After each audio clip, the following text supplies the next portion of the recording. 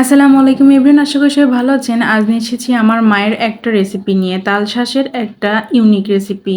এই রেসিপিটি আপনারা সাধারণত পায়েস হিসেবে দেখে থাকেন, তো এভাবে যদি তাল শাঁসটা রান্না করে থাকেন তো খেতে হবে নি দারুণ। তো আমার মা গ্রাম থেকে এভাবে তাল শাঁস নিয়ে এসেছে। তো তাল শাঁসগুলো যেহেতু বড় ছিল, তা আম্মু বললো যে একটু কেটে দাও, তো আমি এখানে মাঝখান থেকে কেটে দিয়েছি। ঠিক এই সাইজটাই আমি করে নিয়েছি। তো এটা আমি একটা সাইডে সরিয়ে রাখবো। খুবই অল্প উপকরণের মধ্য দিয়ে আপনাদের আজকে এই তাল শাঁসের রেসিপিটি করে দেখাবো।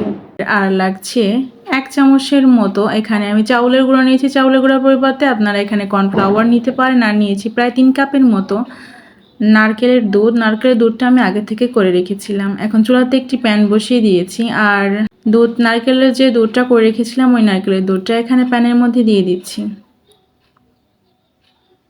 তারপরে এখানে পরিমাণ মতো লবণ দিয়েছি, প্রায় 1 চামচের মতো লবণ দিয়েছি। আপনারা আপনাদের পরিমাণ মতো দিয়ে দিবেন। আর এখানে দিয়েছি 1/2 চামচের মতো হলুদ। এখানে হলুদটা একটু কমই ব্যবহার করবেন। এখানে হলুদটা বেশি দিলে কিন্তু তরকারি কালারটা একেবারে পারফেক্ট আসবে না। তো এভাবে একটু নারকেলের দুধটাকে একটু বলক তুলে নিচ্ছে। তারপরে এখানে ঝালের জন্য শুধুমাত্র এই একটা কাঁচামরিচই ব্যবহার করছি, মাঝখান থেকে কেটে দিয়েছি। আর একটা সাইডে যে চাউলের গুঁড়োটা রেখেছিলাম ওই চাউলের গুঁড়াটা কিছু পরিমাণ পানি দিয়ে আমি মিশিয়ে নিচ্ছি। তা না হলে যখন তরকারির মধ্যে এই চাউলের গুঁড়োটা দেওয়া হবে তখন দলা হয়ে যাবে, আর দলা দলা থাকলে কিন্তু তরকারিটা খেতে একেবারে বাজে লাগবে। তো আপনারাও কিন্তু এভাবে চাউলের গুঁড়াটা আগে থেকে পানি দিয়ে মিশিয়ে নেবেন। এরই মধ্যে কিন্তু দুধটায় বলক চলে এসেছে, আর যে তাল শাঁসগুলো ছিল ওগুলো আম্মু দিয়ে দিল চুলাতে।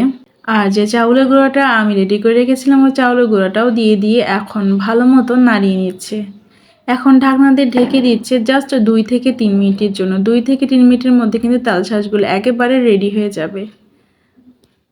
দেখুন তাল শাঁসগুলো একেবারে সেদ্ধ হয়ে গেছে। পানি মানে নারকেলের দুধ গ্রেভিটাও কিন্তু একেবারে ঘন এসেছে। তো এ পর্যায়ে আমি এটা একটা সাইডে সরিয়ে রাখছি। আর বাগার দেওয়ার জন্য চুলাতে একটি প্যান বসিয়ে তাতে 3 চামচের মতো সাদা তেল দিয়েছি, আর দিয়েছি 1 টেবিল চামচের মতো রসুন। রসুনটাকে একটু ব্রাউন করে ভেজে বাগারটা দিয়ে নিব। শুধুমাত্র এই হলো এর মশলা।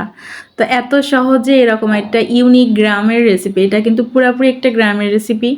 তো এভাবে আমি ব্রাউন করে ভেজে নিয়েছি। তারপর যে রেসিপিটি করে রেখেছিলাম তাল শাঁসের ওই রান্নাটা আমি এখানে বাগারে দিয়ে দিব। তো গ্রামের এই রেসিপিটি কিন্তু সবাই সচরাচর জানে না, তো যারা জানেন না তারা কিন্তু আজকে শিখে নিলেন। ব্যাস বাগার দেওয়া হয়ে গেল, রান্নাটাও কিন্তু হয়ে গেল। 1 মিনিটের মতো একটু কষিয়ে নিচ্ছি বাগারটার সাথে।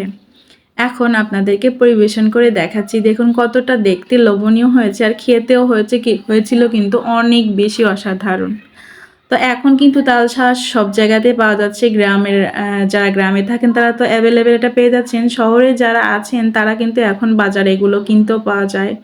তো আশা করছি আজকে এই ভিডিওটি আপনাদের ভালো লাগবে। ভালো লাগলে বরাবরের মতো ভিডিওটিতে লাইক এবং চ্যানেলটিকে সাবস্ক্রাইব অনুরোধ রেখে আজকের মতো এখানেই বিদায় নিচ্ছি। সবাই সুস্থ থাকবেন, অনেক অনেক ভালো থাকবেন। আল্লাহ হাফেজ।